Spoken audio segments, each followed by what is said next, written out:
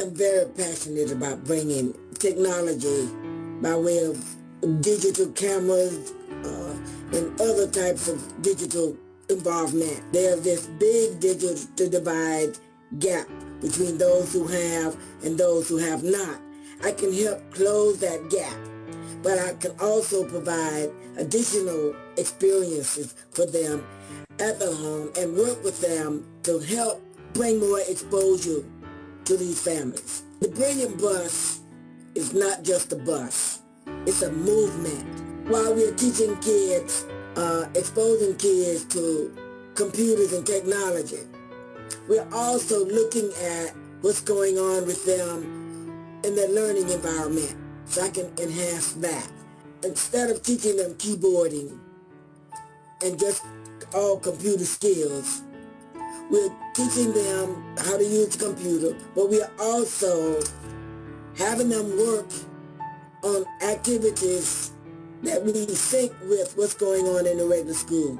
But more importantly, when we leave with them their own passcode and sign on. So when we are not there, they can continue to work with these activities, and when they get back on, whatever they want to do as it relates to what's going on in the classroom, they can access that on our bus, on my bus. If the students have any kind of device at home, they can still use the same username and passcode to access the activities so they can work, so it can serve as after-school activities, homework assistance, all that's in the mix. And during the time when they go on vacation, so anywhere they can access the internet, they can use the program that we have. Right, they're not only educational, but they're fun.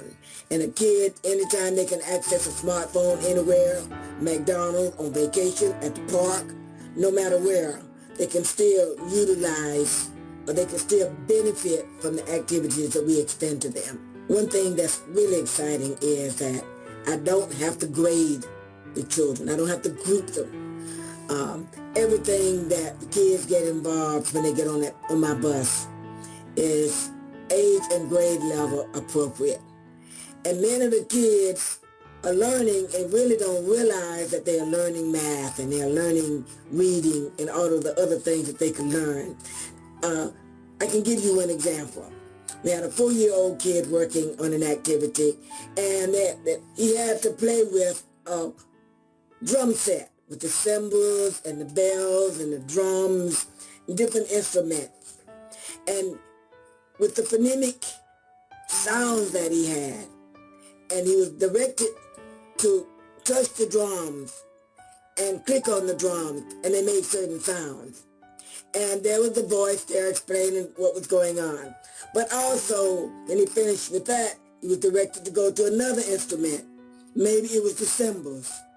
And as he worked with that, then he got more information. Then he realized if he went to another one, and at one point it would say, go back to the drums, go back to the cymbals, and before he knew it, he was putting together a musical piece. And when the time was up, and he also had to count with that as well. When the time is up, he says, I can't go yet because my time is up. I haven't finished my music. So he was learning to count. He was learning how to use computers. He was learning how to blend, the sounds together. The bottom line is he was learning and he was having fun. When I go to a school and they tell me that we want some help with science, or we want help with our language arts, I can offer that to them, and I can sync all the things that we work with on the level of the kids, and it doesn't matter whether some level 1, 2, or 3, it doesn't matter, because they all will get a pretest before they get on, and from that point on, everything is individualized. I really don't have to develop the curriculum. I just have to review the activities or the curriculum that someone else has developed there and sync it with what we are doing. So that means I can go faster and do much more. One of the advantages of the setup that I have, where We don't have to group all of the kids together. We can work very well with them individually as well as with group. We teach the kids how to monitor their progress because they know where they are. They know if they're making progress. We have built in the system mechanism that will discourage of guessing and also immediate feedback when they finish a small session that they're working on. So they get immediate feedback to review the activities, the items that perhaps they missed before they get to go to another section. Okay, we teach them how to do all of that. So if they're not there with us and they're at home, they still get to monitor their progress, get immediate feedback, but also built into the system there are videos that will give them extra help, and then we are there as well. My next goal is to target many of those families who are doing, these kids who are doing well at school and who has a desire to read more, work on activities more, and see if we can get a computer in the laps of the tables or the desk or the chair of those kids. We don't care if it's on the floor, but get it in their hands. Estella's Brilliant Bus movement is to keep moving from one neighborhood to another, reaching families and children, even one child at a time or one family at a time.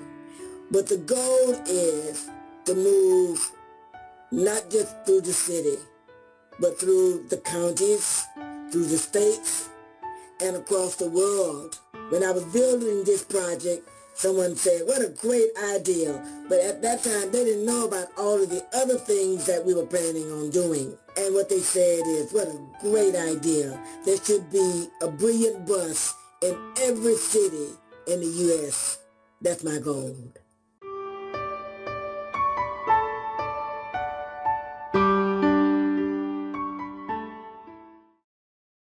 Right now, we are planning something else under this umbrella, and we did it last year where we had a 10-day tour.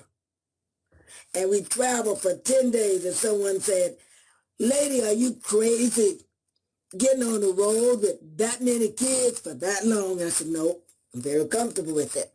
So we planned a 10-day, and we are going to do it again this summer starting June 26th until July 6th. We're going to be on the road with 100 plus for 10 days. And we traveling, we're providing tours, and also the hotel, the buses, the food, all of the other exposure for the activities. We will be our schedule will be jam-packed with activities for these kids. We are properly chaperoned, and the kids just enjoyed the trip last year. So we're going to do it again this time. And we're going to end up in New Orleans at the Essence Festival. And right now we are doing a fundraising campaign to raise money to help support that activity. Up to this point, we have done all of the activities. We had served more than 61,000 kids by the end of July last year, 2014. So our goal is by the end of 2015 to try to reach and expose 1 million kids to the wonderful activities that we know that we could do. And if people would go to my website under estellasbrilliantbus.org and support our campaign, we will very much appreciate it, and so will the kids.